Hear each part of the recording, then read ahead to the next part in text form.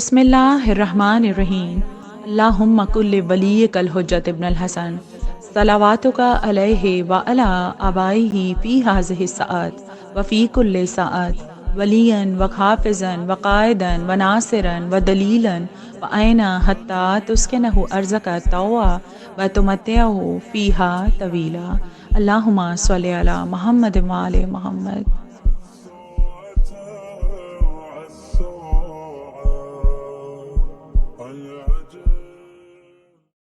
اعوذ باللہ من الشیطان الرجیم، بسم اللہ الرحمن الرحیم، الحمدللہ رب العالمین، الصلاۃ والسلام علی اشرف الانبیاء والمرسلین، الحمدللہ الذی جعلنا من المتمسکین بولایت امیر المؤمنین بولایت فاطمہ زہرا سیدۃ النساء العالمین ملکہ عالمین و آلہ الطیبین الطاہرین المعصومین ولعنۃ اللہ علی اعدائہم اجمعین من یومنا ھذا الی یوم الدین، اما بعد فقد قال اللہ تبارک و تعالی فی کتابہ المبین وہو اصدق الصادقین، ان اللہ و ملائکتہ یصلون علی النبی یا ایہا الذین آمنوا صلوا علیہ وسلموا تسلیما، اللہم صلی علی محمد وعلی محمد۔ بسم اللہ الرحمن الرحیم۔ تمام تعریفیں اللہ کے لیے، درود و سلام محمد و آل محمد کے لیے، اللہم صلی علی محمد و آل محمد۔ 1444 ہجری 29 ماہ شوال المکرم معرفت اسماع القائم علیہ السلام کے سفر معرفت کو طے کرتے ہوئے آج ہم اپنی منزل مراد کی جانب گامزن ہوتے ہوئے اس اسم مبارک کی معرفت حاصل کریں گے جو تمام معصومین علیہ السلام سے موسوم کیا جاتا ہے، اور وہ اسم مبارک المعروف ہے۔ ہم سب جانتے ہیں کہ امام زمانہ علیہ السلام کے لاتعداد اسماء گرامی ہیں، اور ان میں سے 600 اسماء گرامی دریافت کیے جا چکے ہیں، جن میں سے 184 کی تشریح بھی ہو چکی ہے۔ ان میں سے 14 اسماء مبارک کی تفسیر میں آپ کے سامنے پیش کرنے کا شرف حاصل کر رہی ہوں۔ انہی میں سے 10ویں مجلس اسم المعروف کی معرفت میں آپ کے سامنے پیش کروں گی۔ معروف وہ نیکی ہے جو پوری کائنات میں پھیلی ہوئی ہے۔ یہ وہ مستحسن اور خوبصورت عمل اور نیکی کہلاتا ہے جو شرعاً اور عقلاً احسن ترین ہو، المعروف کہلاتی ہے۔ جن القابات سے ہر زمانے کے امام کو خطاب کیا جاتا ہے، ان میں سے ایک یہی ہے کہ یا معروف فی السماء، یا معروف فی السماء یعنی اے وہ ذات جو آسمانوں اور زمینوں میں سب سے زیادہ معروف ہے۔ امام زمانہ علیہ السلام کا ایک اسم مبارک المعروف بھی ہے، اور پروردگار عالم نے کلام پاک میں 32 مقامات پر اسم المعروف کو نازل فرمایا ہے۔ سورہ البقرہ، آل عمران، سورہ النساء، التوبہ، الاعراف، الحج، اللقمان، المحمد اور الممتحنہ جیسی صورتوں میں اسم المعروف کا نزول ہوا ہے۔ پروردگار عالم نے کلام پاک میں ارشاد فرمایا کہ بسم اللہ الرحمن الرحیم، الوصیۃ للوالدین والاقربین بالمعروف حقا علی المتقین۔ سورہ البقرہ کی 180 نمبر آیت میں ارشاد ہوا کہ وصیت کرو والدین کو اور قرابت داروں کو اچھی بات کی، بے شک یہی حق ہے۔ اور اس کے علاوہ بھی اسم المعروف مزید آیات میں کہ بسم اللہ الرحمن الرحیم وَلَهُنَّ مِثْلُ الَّذِينَ عَلَيْهِنَّ بِالْمَعْرُوف، اور اس کے علاوہ وَآشِرُوهُنَّ بالمعروف، اچھی اور نیک بات کو معروف کے معنی میں پیش کیا گیا ہے۔ اب پروردگار عالم نے مزید اس میں المعروف کے تذکرے میں جب ہم دیکھتے ہیں کہ اصول دین 5 ہیں، جن میں توحید، عدل، نبوت، امامت اور قیامت ہے، اور اسی طرح فروع دین 10 ہیں، جس میں نماز، روزہ، حج، زکوٰۃ، خمس، جہاد، امر بالمعروف اور نہی عن المنکر جیسے اعمال کا ذکر ہے۔ اور رسول اللہ صلی اللہ علیہ وآلہ وسلم نے امر بالمعروف کی اہمیت میں احادیث میں ارشاد فرمایا کہ یہ فروع دین ہے۔ آپ نے فرمایا کہ جو نیکی کا حکم دے اور برائی سے روکے وہ زمین پر خدا اور اس کے رسول کے اور اس کی کتاب کا بہترین جانشین ہے۔ اس کے علاوہ مزید آپ نے فرمایا، اس حدیث کے تحت ہی مزید میں آپ کے سامنے پیش کروں گی، امر بالمعروف ایک عظیم فریضہ ہے۔ آپ نے فرمایا خدائی نظام میں انبیاء سے لے کر کتاب کے نزول تک یہ تمام افعال اسی نیکی کے تحت آتے ہیں، جو نیکی کائنات میں المعروف کے اسم کے ساتھ پھیلی ہوئی ہے۔ ایک شخص آپ کے پاس آیا، آپ اس وقت منبر پہ جلوہ افروز تھے، آپ سے پوچھا کہ بتائیے سب سے بڑی اور احسن نیکی کیا ہے؟ آپ نے فرمایا سب سے بڑی نیکی یہ ہے کہ جو شخص نیکی کا حکم دے اور برائی سے روکے وہ زمین پر خدا اور رسول کا جانشین ہے۔ نیکی کا حکم اور برائی سے روکنا یعنی امر بالمعروف نہی عن المنکر۔ معروف وہ نیکی ہے جو تمام نیکیوں پر چھائی ہوئی ہے، پوری کائنات میں پھیلی ہوئی حسنہ المعروف کہلاتی ہے۔ اور امام نے فرمایا لوگوں کے حقوق انہی نیکیوں کی وجہ سے انہیں واپس ملتے ہیں، حق بھی المعروف کے تحت ہی واپس ملتا ہے، اور ان کے سبب زمین آباد رہتی ہے، دشمنوں سے انتقام لیا جاتا ہے، اور انہی نیکیوں کے تحت تمام کام بطفیل پروردگار عالم چلتے ہیں۔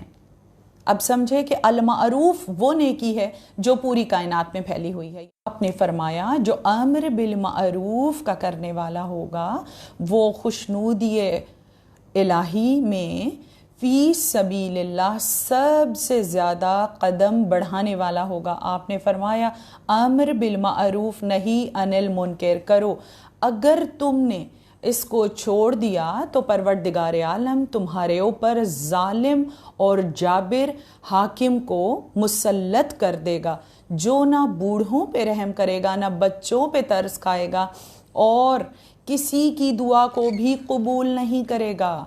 پروردگار عالم تمہارے نیک اور صالح دعا بھی کریں گے لیکن دعا مستجاب نہ ہوگی۔ اگر امر بالمعروف کو چھوڑ دیا، وہ خدا سے مدد طلب کرے گا لیکن خدا ان کی مدد نہیں کرے گا، یہاں تک کہ اگر وہ لوگ توبہ کریں گے تو خدا ان کے گناہ معاف نہیں کرے گا۔ یہ سب اس گروہ کے اعمال کی عکاسی ہے جنہوں نے المعروف کو چھوڑ دیا۔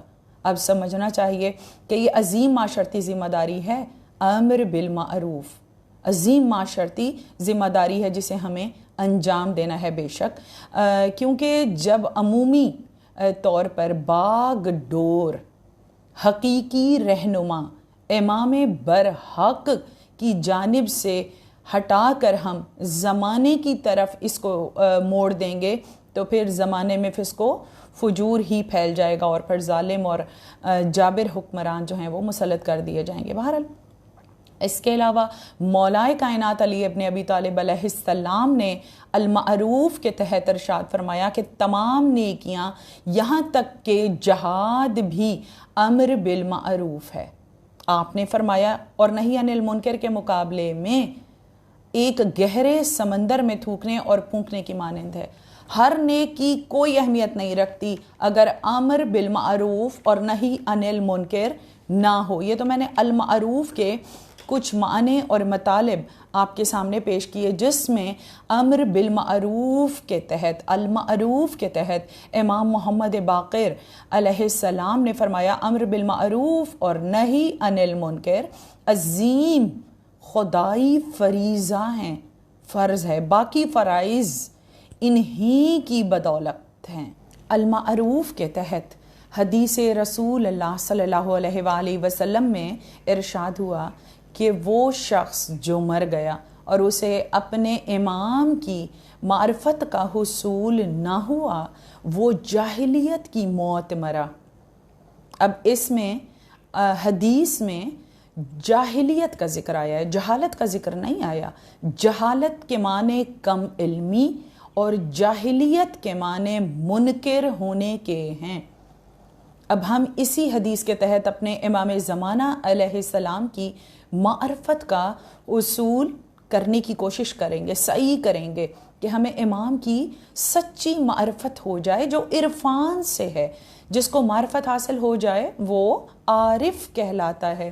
لیکن ہمارے سامنے حدیث قدسی موجود ہے، کیا کہ کوئی نہیں جانتا علی آپ کو سوائے اللہ اور اس کے رسول کے، اور کوئی مجھ محمد کو نہیں جانتا سوائے اللہ اور علی کے، اور کوئی اللہ کی معرفت حاصل نہیں کر سکا سوا میرے اور علی کے۔ اس حدیث کے تحت کوئی بھی انوار الہیہ کو آنکھوں سے دیکھ نہیں سکتا، جبکہ معرفت کے معنی تو آنکھوں سے دیکھ لینے کے ہیں۔ بس اپنی عاجزی ہی، جو شخص اس معاملے میں عاجزی کا اظہار کرے کہ ہم آپ کو نہیں جان سکتے مولا، ہم آپ کو دیکھ نہیں سکتے، ہم عاجز ہیں، وہی اصل عارف ہوگا۔ لیکن پھر معرفت کیسے حاصل کریں؟ پروردگار عالم اور اس کے انوار الہیہ، اس کے صفات کے مظاہر کی معرفت ان کے اسماء الحسنی سے کی جا سکتی ہے، ان کے اسم مبارک سے ہی کی جا سکتی ہے۔ پروردگار عالم اور اس کے نائبین کو متشابہ سے پہچانا جا سکتا ہے، وہ چیزیں جن کو دیکھ کر یہ خیال آتا ہے کہ ان کے بنانے والا کوئی تو ہے، کوئی ہستی تو ہے جو وقت پر سورج کو ابھار رہی ہے، کوئی ہستی تو ہے جو سورج، چاند، ستاروں، یہ پھولوں، کلیوں، یہ سمندروں، زمینوں میں جو کچھ ہے ان کا خالق اور مالک ہے، کوئی تو ہے جو رب الارض ہے، رب الارباب ہے، کوئی تو ہے جو صفت خلائقیت اور صفت مصوریت کے تحت اس کائنات کا بنانے والا ہے۔ بس ان اسماء مبارک کے، اسماء الحسنہ کے تحت ہی جو کائنات میں پروردگار عالم کی طرف سے نیکی پھیلی ہوئی ہے، وہ نیکی المعروف کہلاتی ہے، اور اسی کی معرفت یعنی قائم آل محمد علیہ السلام کی، امام کی معرفت حاصل کرنا ہی اصل نیکی ہے، یہی تو حسنہ ہے، یہی تو نیک عمل ہے۔ اور پروردگار عالم کا حکم بھی ہے کہ میرے اسماء مبارک کے وسیلے سے میری معرفت حاصل کرو۔ بس ہم اتنی ہی معرفت حاصل کر سکتے ہیں، جیسے کسی درگاہ میں جب ہم جاتے ہیں وہاں پر ماشاءاللہ خوبصورت بینر آویزاں ہوتے ہیں اور سجاوٹ ہوتی ہے، تو ہم اس کو دیکھ کر کہتے ہیں ان کا بنانے والا کوئی تو ہوگا، کون ہے جو یہ چادریں، یہ خوبصورت علموں کے پٹکے اور یہ تمام تبرکات بناتا ہے۔ جب ہم اس کی طرف رجحان جاتا ہے، ہمارا گمان جاتا ہے، تو اس طرح کائنات کی طرف دیکھ کر اور جو اس میں خیر پھیلا ہوا ہے، ہمارا دھیان جانا چاہیے کہ کوئی المعروف ہے، کوئی ہستی تو ہے جو اس نظام کو چلا رہی ہے۔ یہ قرآن، کرامات، معجزات، احادیث، فرامین، خطبات، یہی تمام چیزیں تو ہیں جن کے ذریعے سے ہمیں معصومین علیہ السلام کی جزوی معرفت ہو جاتی ہے۔ یہ بھی ہمارے مقدر کی بات ہے۔ اب پروردگار عالم نے نہ صرف اپنی حکومت الہیہ بلکہ امام زمانہ علیہ السلام کو غیب میں رکھا۔ اب غیب میں امام ہیں تو ان کی معرفت کیسے حاصل کی جائے؟ اب اس سوال کے تحت کچھ چیزیں میں آپ کے سامنے پیش کروں گی کہ سب سے پہلے تو امام اگر غیب میں ہیں تو ان کے ساتھ وسیلہ قائم کیا جائے، جس کے تحت اگر کوئی شخص باقاعدگی کے ساتھ سورہ مزمل کی شب و روز میں کسی بھی وقت مقرر کر کے تلاوت کرتا ہے تو اس کو ائمہ معصومین علیہ السلام کی زیارت کا شرف عطا ہوتا ہے۔ اور اس کے علاوہ وہ شخص جو غروب آفتاب کے وقت سورہ القدر کو 100 مرتبہ اس نیت سے پڑھے کہ پروردگار عالم تو مجھے ائمہ معصومین علیہ السلام کی زیارت کا شرف عطا فرما، تو اس سورہ القدر کو پڑھنے سے بھی ہمیں زیارت کا شرف عطا ہوتا ہے، ہمیں معرفت ہوتی ہے۔ کیوں کہ پروردگار عالم نے شب قدر کو بھی تو غیب میں چھپا دیا، اور کلام پاک کے آغاز میں ہی غیب کا ذکر کیا۔ سورہ البقرہ میں ارشاد رب العزت ہو رہا ہے، بسم اللہ الرحمن الرحیم، الف لام میم، ذالک الکتاب لا ریب فیہ ھدی للمتقین الذین یؤمنون بالغیب وَيُقِيمُونَ الصَّلَاةَ وَمِمَّا رَزَقْنَاهُمْ يُنْفِقُونَ وَالَّذِينَ يُؤْمِنُونَ بِمَا أُنزِلَ إِلَيْكَ وَمَا أُنزِلَ مِنْ قَبْلِكَ وَبِالْآخِرَةِ هُمْ يُوقِنُونَ أُولَئِكَ عَلَىٰ هُدًى مِّن رَّبِّهِمْ وَأُولَئِكَ هُمُ الْمُفْلِحُونَ۔ اللہ کے نام سے جو رحمان و رحیم ہے، الف لام میم، یہ وہ کتاب ہے جس میں کسی قسم کے شک و شائبے کی گنجائش نہیں ہے۔ اہل تقوی کے لیے ہدایت ہے جو ان دیکھی یعنی غیب پر ایمان رکھتے ہیں۔ کلام پاک کے آغاز میں ہی پروردگار عالم نے متقین انہیں کہا جو غیب پر ایمان رکھتے ہیں، اور پھر فرمایا پابندی سے نماز ادا کرتے ہیں، ہمارے دیے ہوئے رزق میں سے خرچ کرتے ہیں، اور ان باتوں پر ایمان رکھتے ہیں جو ان کی طرف اتاری گئی ہیں اور جو آپ سے پہلے اتاری گئی ہیں، اور آخرت پر ایمان رکھتے ہیں۔ یہی لوگ اپنے پروردگار عالم کی طرف سے ہدایت پر ہیں، اور یہی لوگ ہدایت یافتہ اور فلاح یافتہ ہیں۔ ان آیات سے کیا ظاہر ہوتا ہے؟ وہ لوگ متقین ہیں جو مولا علی کے ماننے والے ہیں، اور دوسری چیز یہ جو غیب پر ایمان لائے۔ سب کچھ تو غیب میں ہے، پروردگار عالم غیب میں ہے، آسمان پر جو کچھ ہے ساتوں آسمانوں میں وہ سب غیب میں ہے، جنت غیب میں ہے، ملائکہ غیب میں ہیں، انبیاء پر ایمان لانا ہمارے ایمان کا حصہ ہے۔ انبیاء جو پہلے گزر گیا زمانہ اس پر ایمان لانا ہے، وہ بھی غیب میں ہے۔ ہمارے نبی اکرم صلی اللہ علیہ وآلہ وسلم آپ کا دور بھی تو ہم سے غیب میں ہے۔ آپ کو بھی تو ہم نے ظاہری طور پر نہیں دیکھا، ہم نے تو سفید پر سیاہی پر یقین لاتے ہوئے آپ پر ایمان لائے۔ سب غیب ہی غیب ہے۔ پروردگار عالم نے شب قدر کو بھی غیب میں رکھا، سب غیب ہے۔ اور قرآن کا آغاز سورہ البقرہ میں ایمان پر، جس میں سب سے پہلے غیب کا ذکر آیا ہے۔ سمجھ گئے اس چیز کو؟ اب غیب پر ایمان لانا ہے۔ متقین علی کے شیعہ ہیں، اور غیب سے مراد حجت القائم علیہ السلام ہیں۔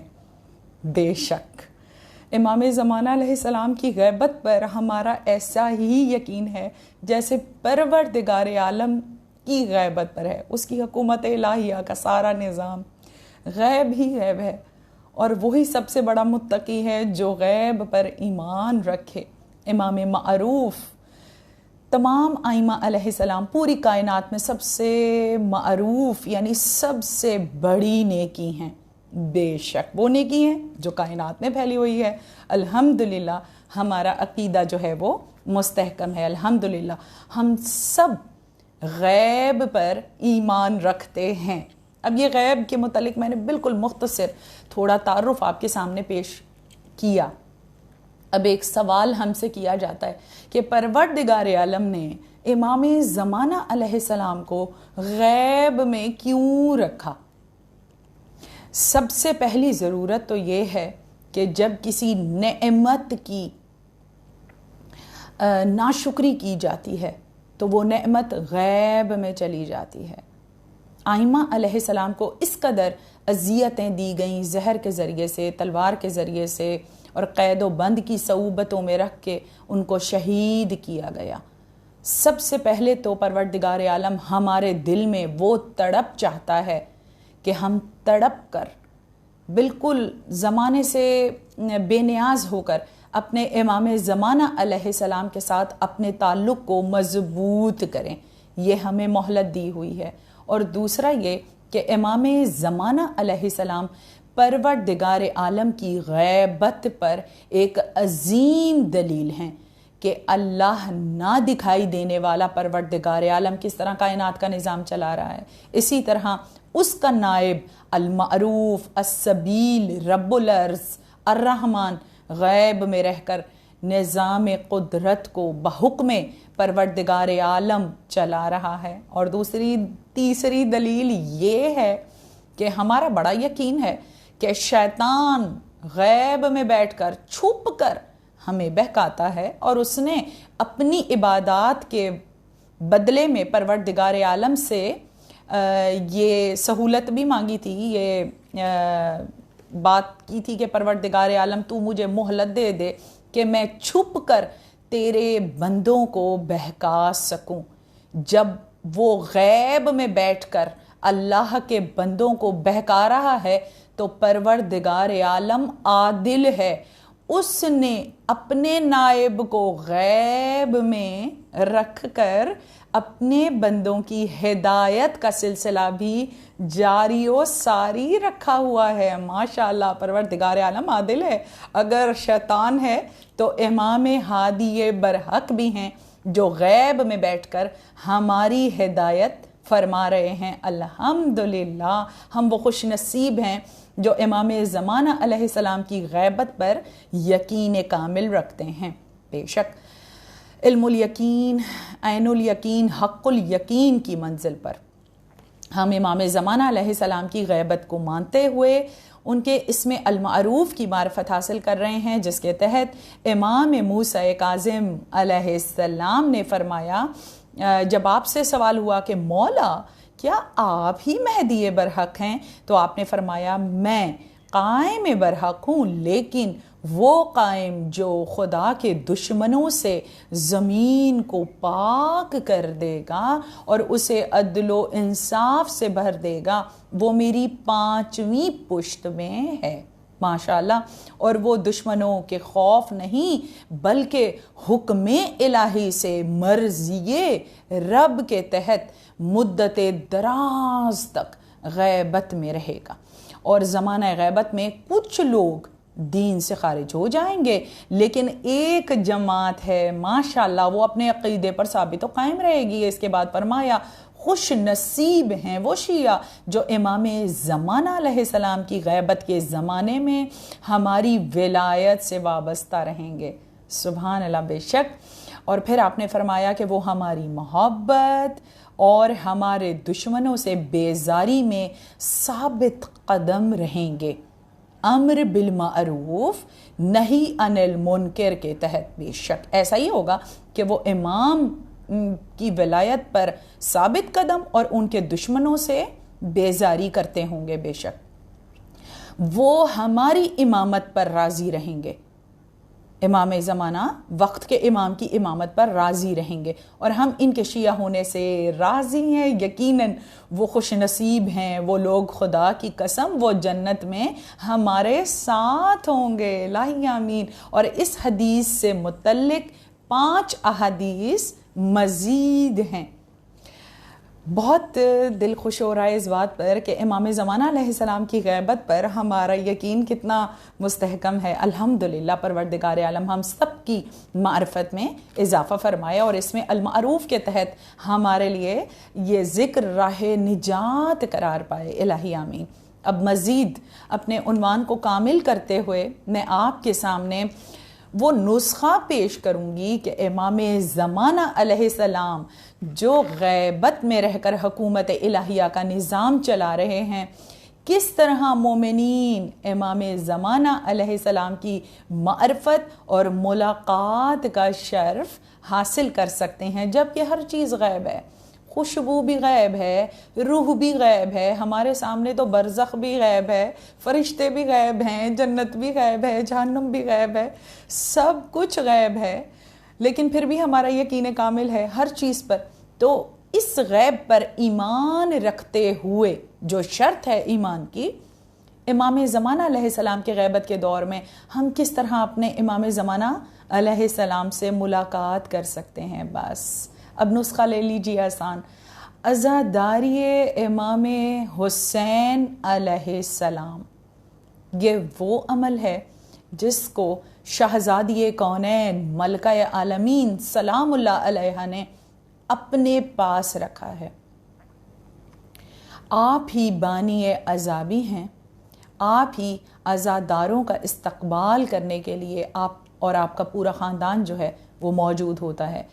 علم جناب عباس مثل جناب عباس ہر درگاہ میں آنے والے عزاداروں کا استقبال کرتا ہے. بے شک جب ہم عزاخانے میں جاتے ہیں سب سے پہلے علم جناب عباس پر نگاہ پڑتی ہے اور سب سے پہلے ہم اس پر سلام کرتے ہیں. اس کے بعد ہم درگاہ میں جب داخل ہوتے ہیں تو مسند پر مسند نشین ہوتے ہیں، جس مسند پر شہزادی کونین سلام اللہ علیہ سب سے پہلے آ کر تشریف فرما ہوتی ہیں. اور جب مجلس تمام ہو جاتی ہے اور اگلی مجلس کی طرف عزادار رخ کرتے ہیں تو سب سے آخر میں شہزادی کونین سلام اللہ علیہ مجلس سے تشریف لے جاتی ہیں. دیکھیے بہت خیال رکھا کریں، مسند کو بڑھانے میں کبھی بھی جلدی نہ کیا کریں، کیونکہ جس گھر میں بھی مجلس عزائے امام حسین برپا ہوتی ہے اس گھر میں شہزادی کونین صبح کی نماز ادا کرنے کے بعد رخصت ہوتی ہیں. اس لیے مسند کو بڑھانے میں کبھی بھی جلدی نہ کی جائے. مسند نشین ہونے کے بعد مجلس عزائے امام حسین میں حدیث کسا کی تلاوت ہوتی ہے، تمام ملائکہ اور فرشتے جو ہیں وہ جمع ہو جاتے ہیں. اس کے بعد مرثیہ خوانی کرتے ہیں. یہ وہ انداز ہے جو شہزادی ثانی زہرا سلام اللہ علیہ اور بی بی شہزادی ام رباب سلام اللہ علیہ اور خاندان بنی ہاشم کی جو مستورات تھیں وہ عزاداری امام حسین علیہ السلام میں مرثیہ کہا کرتی تھیں. اس کے تحت ہی مرثیہ خوانی کی جاتی ہے. اس کو کبھی بھی مختصر نہ کیجیے بلکہ مرثیہ خوانی میں دل کھول کر اپنا حصہ شامل کیجیے. سوز سلام اور مرثیہ پیش کیا جاتا ہے. اس کے بعد ایک خطیب یا ذاکر جو ہے وہ اپنے امام کے حکم سے منبر پر تشریف فرما ہوتا ہے، تشریف لے جاتا ہے اور حکم امام سے الہام کے ذریعے سب کچھ خطاب میں پیش کرتا ہے. بے شک امام علی رضا علیہ السلام نے فرمایا جب کوئی ہمارے فضائل بیان کرتا ہے تو زبان اس کی ہوتی ہے اور بول ہم رہے ہوتے ہیں. امام کے فضائل پیش کرنے والا در حقیقت الہامی کیفیت میں ہوتا ہے اور ائمہ علیہ السلام کے فضائل اور مصائب کا بیان پیش ہوتا ہے مجلس میں. اس کے بعد عزادار جب اشک افشانی کرتے ہیں، جب گریہ فرماتے ہیں تو شہزادی کونین سلام اللہ علیہ ان آنسوؤں کو اپنے رومال میں اکٹھا فرماتی ہیں. اشک ضائع نہیں جاتے. دنیا میں کسی کی محبت میں آنسو بہائے جائیں وہ ضائع ہو جاتے ہیں، لیکن جو اشک امام حسین علیہ السلام کی محبت میں بہائے جاتے ہیں وہ ضائع نہیں ہوتے، بلکہ کائنات کی ملکہ ان اشکوں کو بطور تبرک اپنے رومال میں لے جاتی ہیں اور وہ امام حسین علیہ السلام کے زخموں کا مرہم قرار پاتے ہیں. اس کے بعد ماتم ہوتا ہے، یقیناً زیارت برآمد ہوتی ہے، جو تبرکات برآمد ہوتے ہیں جن میں تابوت ہے، جھولا ہے، مہندی ہے، شہزادہ قاسم ہے، علم جناب عباس ہے، شہزادی سکینہ کے تبرکات برآمد ہوتے ہیں. ان میں بہت سی چیزیں ہیں جو عقیدت مند اپنی عقیدت کے تحت تہذیب عزاداری اس ثقافت میں اپنی ثقافت کے تحت شامل کرتے ہیں جس میں گلاب کا پھول ہے، نظر شہزادہ علی اکبر کیا جاتا ہے۔ یہ تمام تبرکات امام حسین علیہ السلام کی برآمدگی ہوتی ہے۔ اس کے بعد مجلس میں ماتم داری ہوتی ہے۔ یہ ماتم اس کو کبھی مختصر نہ کریں، کیونکہ یہ ثانی زہرا سلام اللہ علیہا کی تمنا ہے۔ ماتم کو کبھی مختصر نہ کیا جائے، ہمیشہ دل کھول کر ماتم کریں۔ مستورات بھی اور ہمارے ماتمی بھائی تو ماشاءاللہ بہترین اس خدمت کو ادا کر رہے ہیں، لیکن مستورات سے میں گزارش کروں کہ کبھی بھی ماتم کو مختصر نہ کریں بلکہ دل کھول کر ماتم کریں، کیونکہ یہ ثانی زہرا کی تمنا ہے۔ شہزادی کے ہاتھوں میں رسن بندھے تھے اور آپ اپنے بھائی کا ماتم نہیں کر سکیں، اس لیے دوران ماتم شہزادی شامل ہوتی ہیں اور مجلس میں عزاداروں کے ساتھ سینہ کوبی بھی ہوتی ہے۔ اس کے علاوہ مجلس کے بعد زیارت پڑھی جاتی ہے۔ زیارت کے تحت امام سے ملاقات کا شرف عطا ہوتا ہے۔ اب اس عزاداری میں جو چیزیں بھی، اس کے بعد نظر و نیاز تقسیم ہوتی ہے۔ دیکھیے نظر و نیاز بی بی ام رباب سلام اللہ علیہ نے اس سلسلے کا آغاز کیا تھا۔ جب مدینے میں عورتیں آتی تھیں اور گریہ ہوتا تھا اور وہ نہایت نحیف اور کمزور ہو گئی تھیں، تو جناب ام رباب نے اس سلسلے کو شروع فرمایا تھا۔ آپ دودھ پر نظر دے کر اور نیاز تیار کرتی عزاداروں کے لیے۔ یہ تمام چیزیں جو مجلس میں آتی ہیں، آپ کو بتانے کا حقیقی مقصد یہ ہے کہ اس عزاداری کے وارث جو ہیں وہ قائم آل محمد علیہ السلام ہیں۔ آپ کی زیر سرپرستی عزاداری امام حسین برپا ہوتی ہے۔ نہ صرف آپ مجالس میں شرکت فرماتے ہیں بلکہ آپ تمام جلوسوں میں، تعزیہ داری میں، ذوالجناح کی برآمدگی میں، علم برداری میں، ہر خدمت میں امام زمانہ علیہ السلام شامل ہوتے ہیں۔ اگر کوئی چاہتا ہے کہ غیبت کے دور میں ہم امام زمانہ علیہ السلام کی سچی ملاقات اور معرفت کے شرف سے مشرف ہوں، تو اس کو چاہیے کہ وہ عزاداری امام حسین برپا کرے اور اس میں دل کھول کر شمولیت کرے اور اپنی خدمت کو پیش کرے۔ کبھی بھی عزاداری سے غافل نہ ہو، کیونکہ یہ عظیم مقام ہے جہاں پر ہمارے امام زمانہ علیہ السلام سے ملاقات ہوتی ہے۔ اور شہزادی کونین سلام اللہ علیہ کا وعدہ اس فرش عزائے امام حسین کے لیے ہے کہ جب بھی تم میرے حسین کا فرش بچھاتے ہو تو میں آ جاتی ہوں۔ نہ صرف شہزادی آتی ہیں بلکہ تمام خاندان رسالت محمد و آل محمد علیہ السلام مجلس عزائے امام حسین میں آتے ہیں اور ہم سے ملاقات فرماتے ہیں۔ اگر ہم چاہتے ہیں کہ امام زمانہ علیہ السلام سے ملاقات ہو تو مجلس عزائے امام حسین علیہ السلام کا انتظام کیا جائے۔ بہرحال امام زمانہ علیہ السلام کا اسم المعروف جو میں نے آپ کے سامنے پیش کیا، جس کی معرفت ہم پر واجب ہے، پروردگار عالم نے اس نیکی کو پوری کائنات میں پھیلایا ہے۔ یہ وہ حسنہ ہے جو کائنات میں پھیلی ہوئی ہے۔ پروردگار عالم تو ہمیں امام زمانہ علیہ السلام کے اسم المعروف کے صدقے میں ان کی سچی معرفت عطا فرما۔ آمین یا رب العالمین۔ اللہم صلی علی محمد وآل محمد واجل فرجہم واجمعین۔ السلام علیکہ یا صاحب العصر والزمان، السلام علیکہ یا خلیفۃ الرحمن، السلام علیکہ یا امام الانس والجان، السلام علیکہ یا مظہر الایمان، السلام علیکہ یا شریک القرآن، السلام علیکہ یا امام زماننا، حاز اجل اللہ فرجک وسہل اللہ مخرجک، والسلام علیکہ ورحمۃ اللہ وبرکاتہ۔